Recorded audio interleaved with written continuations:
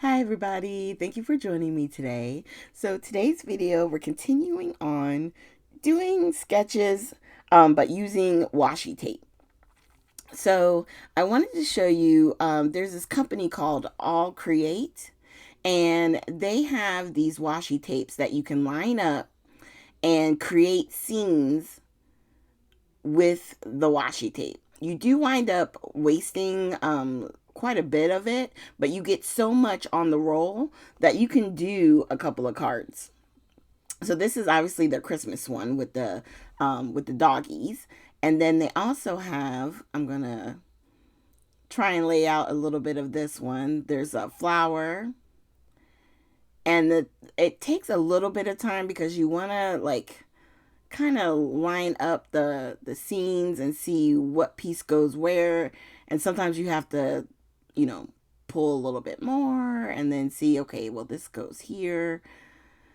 So I wind up, I, I'm thinking, okay, well, I'm just going to line it up here for right now, because sometimes when you're first starting, it takes a little bit to get it lined up because one, I don't know this pattern. I'm figuring it out for the first time, and I'm wanting to make sure everything is lining up. So it's best sometimes to just kind of start in the middle and then slowly like line it up. So then I'm like, oh, okay, no, that lines up. Okay. So I might be off just a little bit, but it's enough that I can show you guys kind of um what this is going to do. So instead of pulling more from the roll, I grabbed the piece that I cut off just to kind of line it up and show you guys what we're trying to put together. Okay? So here you go. As you line it up, it creates a background scene. It is so ingenious. So we're going to do basically something very similar. So I cut down some paper to be 4 by 5 1/4, and that'll give us a nice border on our card front. Okay, and we're just going to start rolling and covering the full background just using washi tape. So in the other videos that you've seen, we've done stuff like the bottom half or one side with a little bit of a strip, a smaller strip, and then one I had pattern paper, the other, which you'll see, I think after this, you can see not using pattern paper and just the cardstock itself. So there's a lot of different things that we can do, but I thought this would be fun, especially with this particular type of washi tape, because most washi tapes, it's just one pattern all the way, all the time. So you're not really lining up anything, but this to create like a background and a really pretty like picture, I just thought these would be fun. A little stressful on the live or doing it on camera, trying to get it lined up. I'm not going to lie, but I still think they turned out really pretty. Now, on the one that I wind up doing, which is going to be coming up, you can see like the sections where it's off, but it doesn't bother me. Okay. So it's one of those things where I could have kept going and trying to make it perfect, but at the end, I was like, I'm putting a sentiment right in the middle of this. You're going to have a good portion of it covered. I'm like, I'm not going to stress and make myself crazy. But these are fun to see, you know, it come together when you do start having pieces that are lining up and you see a flower get completed. I just didn't know. The black and white one to me was definitely the hardest because it's all the same. And I have my glasses on while I'm doing it, but dang, I was like, Jesus, I gotta get this to line up. Okay, so then I'm just gonna tear off the extra and put the other piece behind, and then we can go ahead and attach that to the card base, and that'll look like that. So let's do the next one. So for the next one, I have this pattern that's got is more flowers, and like a distinct background. So we're going to start with that and try and figure this out. So just bear with me. See where things kind of line up and how it finishes. So I'm lining up this flower because I know, like, once that flower is correct, this should be correct. Do you see what I'm saying? That's what I'm trying to do. And then there's this portion in the middle. I just couldn't figure out what pieces I was missing. I'm like, this should just be a green flower, you know? Ugh. It was stressful. But I do like how it's coming together. So if you have your own washi tape, if you don't have these particular kind, you can still cover it and create a background just like I'm doing. You can do different patterns, different washi, and create a striped effect on your background paper. So it doesn't have to match up and create a background like this. I'm just showing you, if you've ever seen these are fun to use and can make great backgrounds, especially for card making, because the section that you're doing is so much smaller. So there's not a whole lot you have to line up, but it does just takes a little bit of time. All right. So I'm just going to tear off a little bit of the washi tape here on the side so I don't have a large pieces that I have to put behind. And we're just going to fold these over. I find this is the best way to deal with the washi, so that way it stays in place when you place it down. And we're going to get these glued. But before we do that, we're going to also work on our sentiment. So I decided to grab from Catherine Pooler. This is a happy birthday collection of hers. This large happy birthday stamp. And I had already tested it once using this black embossing powder, because I figured, you know what, we need a little sparkle. We need something to sparkle. So the one time I did it with the Versamark, and then this time I'm using the Versaclear. Now, since it's already black glitter, I was like, just use the black ink. You can get a much fuller coverage. The embossing powder will still stick to the ink, and you'll get a much richer black sentiment. So that's what I wind up doing. And then once I heat this up, we'll cut it out, and then we'll do it one more time. So these will both be happy birthday cards. And the only thing with this stamp set I wish she had with it was the die cut, to cut out a big happy birthday like that.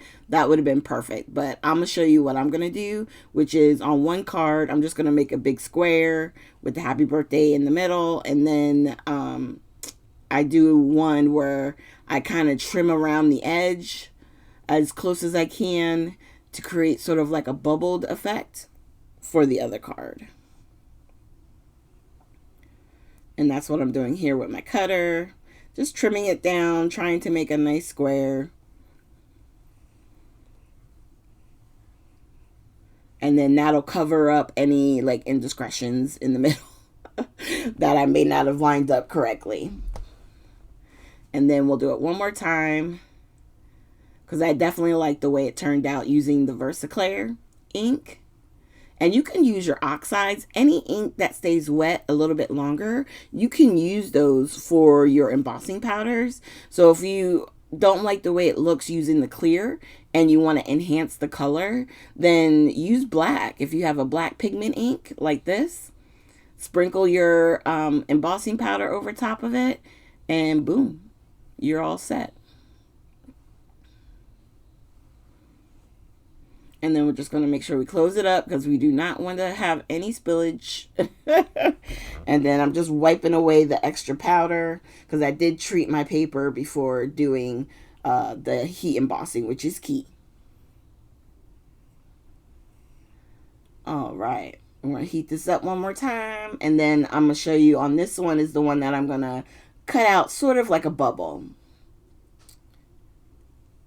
And it doesn't take long. Once your heat tool is nice and warm, it doesn't take long for it to heat up, so that way everything melts. And I always put my stuff kind of like on an angle so you can see and make sure that you haven't missed any of the powder. Because if it's on the angle and it still looks dull, then you need to heat it up, because when you put it on the angle, it should look shiny. So you can see here, I'm just cutting as well as I can, close enough to have a little border. And like I said, it kind of makes it like a bubble. Yay, happy birthday.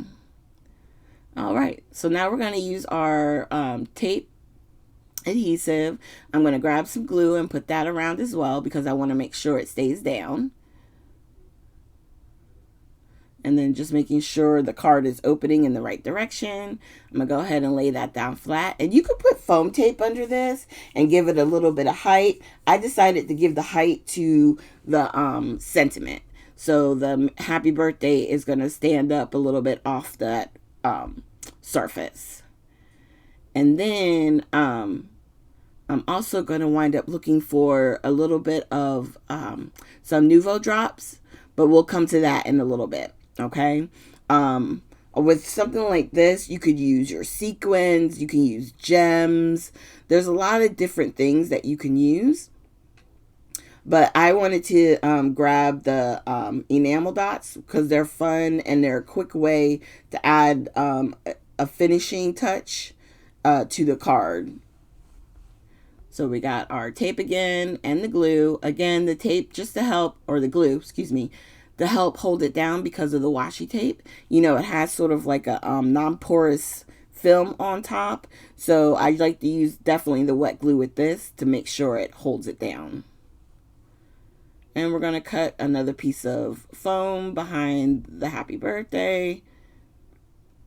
And then I'm going to cut the smaller one I did into 2 pieces to put also on the lower parts of this word. And then I think that's it. One more piece and that's all covered. So on that one, because it's more of a shaped word, I did cut more pieces. But you still get the same height. And then I'm still going to put the wet glue on the foam. Because again, that gives me time if I drop it or place it someplace I didn't want to.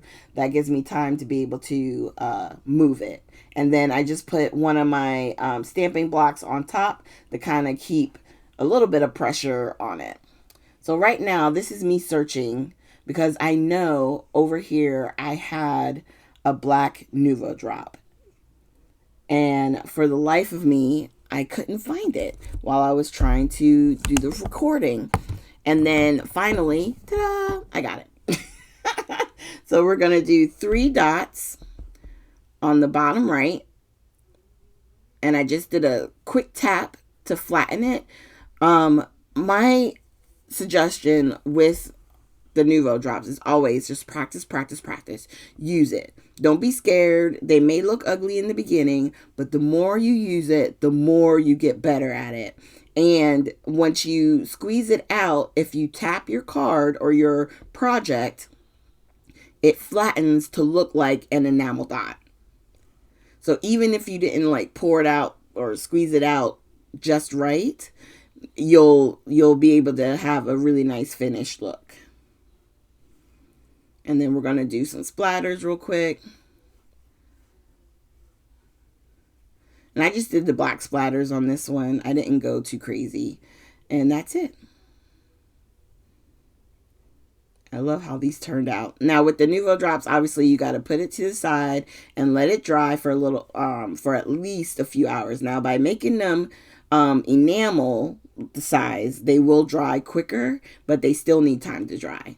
Thank you guys so much for joining me. I hope you're enjoying the series, and please leave likes and comments. You can subscribe if you haven't already, and I will look forward to seeing you guys with our next video. Have a great weekend.